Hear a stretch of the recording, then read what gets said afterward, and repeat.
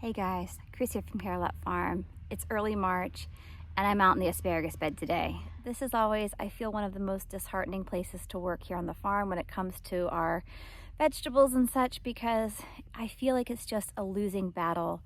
We had a really hard time with this bed last year. We weeded it thoroughly multiple times throughout the season. And even so, just the crop was really, really small last year. And so we had contemplated just digging up the asparagus crowns and starting fresh. But with all of the winter weather we had and the fact that everything was covered by 6 to 8 inches of sleet and ice for like 3 to 4 weeks, clearly we didn't have a chance to do that. And so I'm out here weeding, and again, it's just this, I don't know guys, I can't even explain it. I'm trying to weed, I'm trying to pull up the weeds by the roots. Nothing is coming up. I know everything's gonna come back like wildfire, and I'm just feeling really, really frustrated. We do have earthworms though that are moving about, so that is a good sign. The soil is not all bad. It's just becoming just something that we can't quite stay on top of. And I do need to do a little more research about what are some good ways to deter weeds in an asparagus bed, perhaps mulching. I'm just not sure, but we've never had to do that before, but we'll have to figure something out.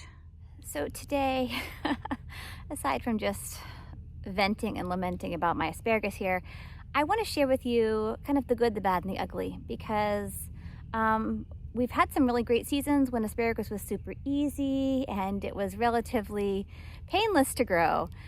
It's not been the case as of late. And the more I get into this bed, the more I think about it, the more I do a little bit of reading and research. I think a lot of it is on us. And I want to show you something now that I think could be a big problem for the production or the lack thereof. So let me turn my camera around and show you. The soil here in our asparagus bed has settled quite a bit over the last couple of years, and we have not added more soil, which has allowed some of our asparagus crowns to become uncovered, which is not good. It can kill the plant, and I have actually seen several other spots as well. Here is another asparagus crown that has been uncovered, a second one. There's a third one just off in the distance there. And so as I do more weeding, I am unfortunately finding more crowns that are uncovered. I'll be the first to admit, I know a little about a lot of things. I know a lot about a few things. And then there are a lot of things when it comes to gardening, such as the asparagus and our fruit trees and bushes, that I just kind of give it a shot. I stick it in the ground and we see what grows. And the little bit I know, for the most part, gets everything, moving along in decent enough fashion. But I am finding that not being as well versed in some of these plants is certainly, proving to be a bit detrimental. And so I have a lot to learn about asparagus. I know I have a lot to learn about other things. But right now, I'm going to see if I can't continue to work on this bed, amend it a little bit more, and then see what happens. By early May is usually when we start harvesting asparagus, and we'll see if this year's any better than last. A few other challenges that we've had here at our asparagus bed have involved the cats. The cats do a lot of digging. They use it as a giant litter box, I suppose. And then the deer.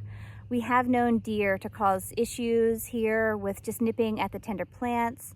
But for the last few years, the deer have not bothered it very much. They must be finding a little more to eat here and there.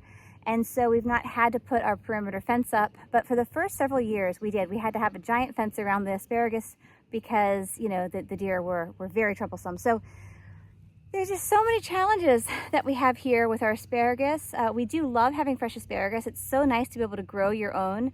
And we'll keep at it, but I'm not really sure what the future has in store for this particular bed. We'll see. Time will tell. Not only should you not see your crowns, such as this, sticking up, all of these roots, though, would also ideally be covered.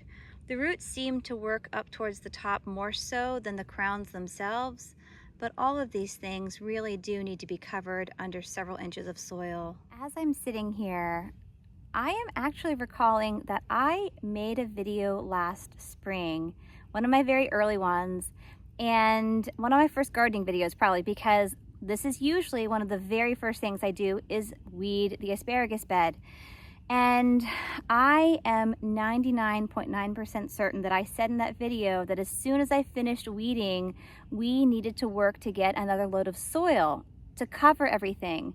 Well, I don't know if we were busy. You know, we do a lot of camping and there are some other things vying for our time. And so I don't know if we were out of town for a couple of weeks. I don't know if it rained for a couple of weeks, but whatever happened, needless to say, we did not get more soil.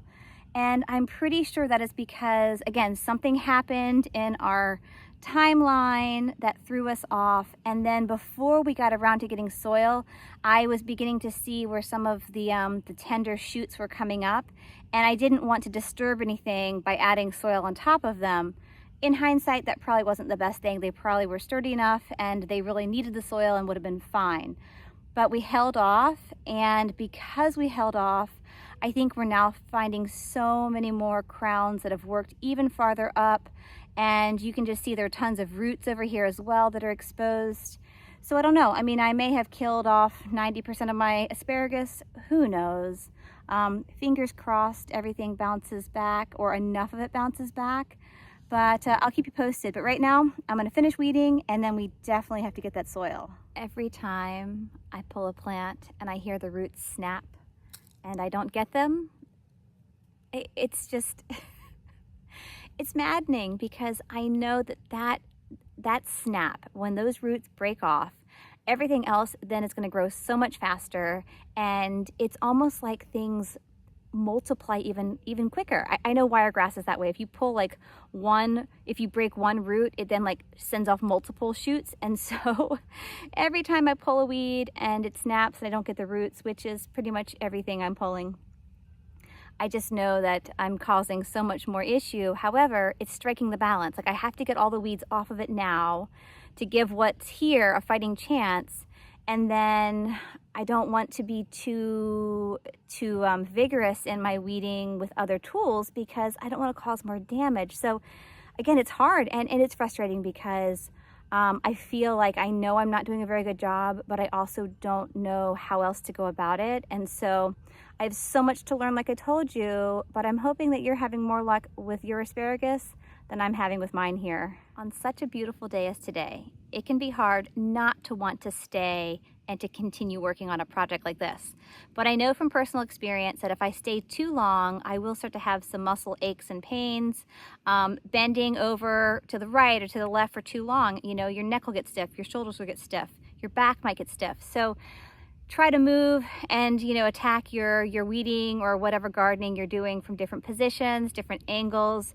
But whatever you do, don't stay at it for too long, because just the act of just pulling those weeds, not only do your fingertips get sore, but my elbows get sore. I am prone to tendonitis in my elbows, and so I can't stay and weed and garden for too long. So I am gonna step away now, but it's been a really great morning and such a beautiful day. Thank you so much for joining me today as I work to tackle my asparagus bed.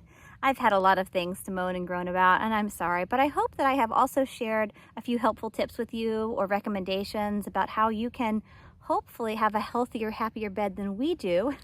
Another thing I'll share though before I say farewell is I was also reading where you could mulch your bed. You could use wood chips or straw or even pine needles, and they were recommending, you know, having a 4 to 6 inch layer of that to help deter, again, the weeds that are just inevitable. Maybe we'll try that this year, we'll see, but a lot of it just depends on how well the crop and the plants do. If I haven't caused too much permanent damage and I actually get somewhat of a decent crop this year, I will definitely mulch it.